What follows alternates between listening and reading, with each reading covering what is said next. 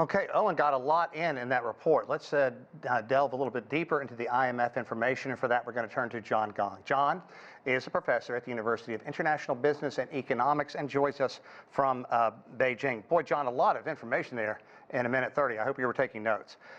Let's talk first about the fact that the IMF is now going back and looking at its figures and raising the rate of growth in China this coming year from 4.2 to 4.6. As Owen said, not breakneck growth, but many nations around the world would take that in a heartbeat right now.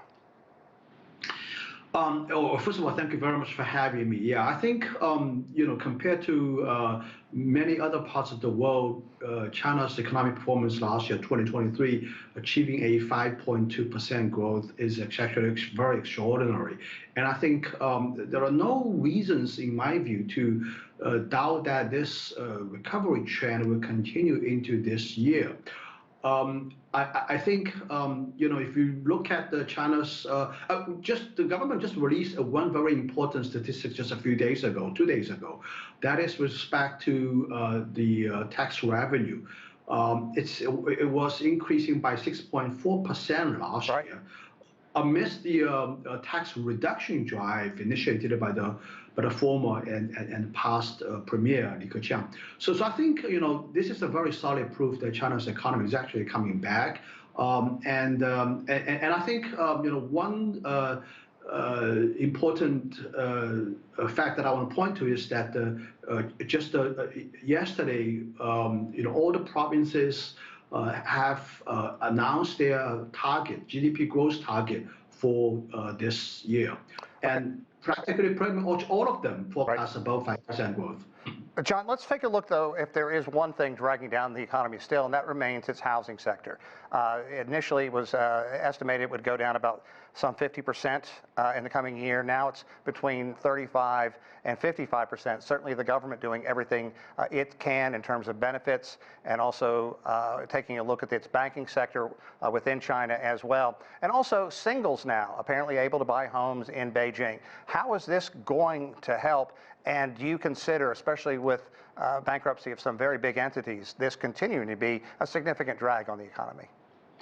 Yeah, if you look at what the government has, including local governments as well, what policies they have released in the last few months, 2 or 3 months, it's a mountain of new initiatives and policies, all targeted at trying to at least stabilize the real estate market. And I think the IMF report itself actually acknowledges that.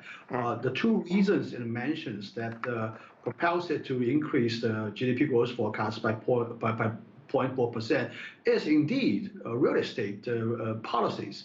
So I think, at least the government is doing the right thing.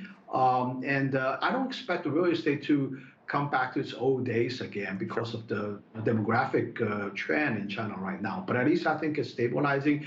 At least I think it has the potential of not at least dragging down China's economic growth.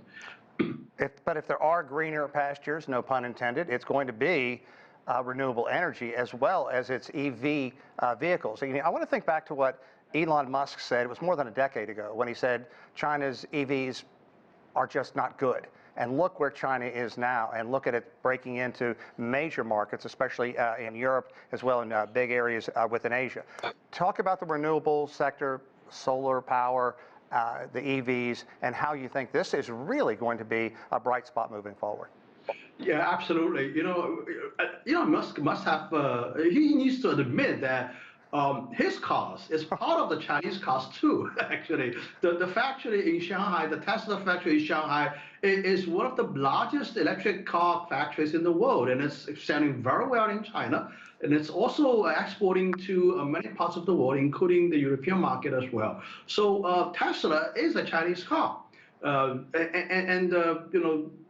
It's facing a fierce competition here in China as well. Sure. We know that BYD, which is an indigenous company here in China, has surpassed Tesla in terms of sales. Absolutely. And there are at least 12 a dozen electric cars brands in China right now. They're cranking out very good cars, and they're selling like hotcakes in many parts of the world.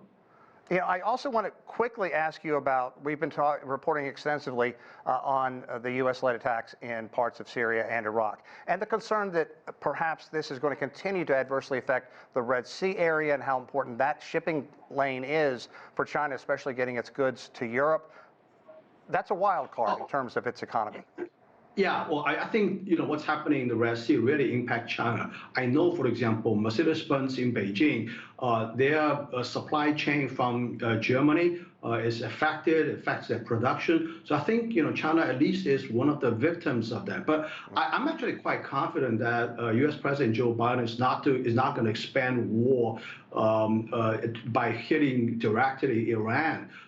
Because of the presidential election, he needs Michigan. He needs the state of Michigan to win the election. I think that's the only path for him to continue to stay in the White House. And we know that the largest Arab population in the United States is in Dearborn, Michigan. So I don't think that he's going to expand war and further antagonize the Arab population, an important force to support Democrats in the United States. I don't think he's going to do that. So I think, give it some more time, and we hope that what's going on in Gaza is going to quiet down and things can come back to normal again. Okay, John, always appreciate your insight, and I think you made some very good points there, especially during that last answer. As always, John Gong, thanks, and have a great weekend.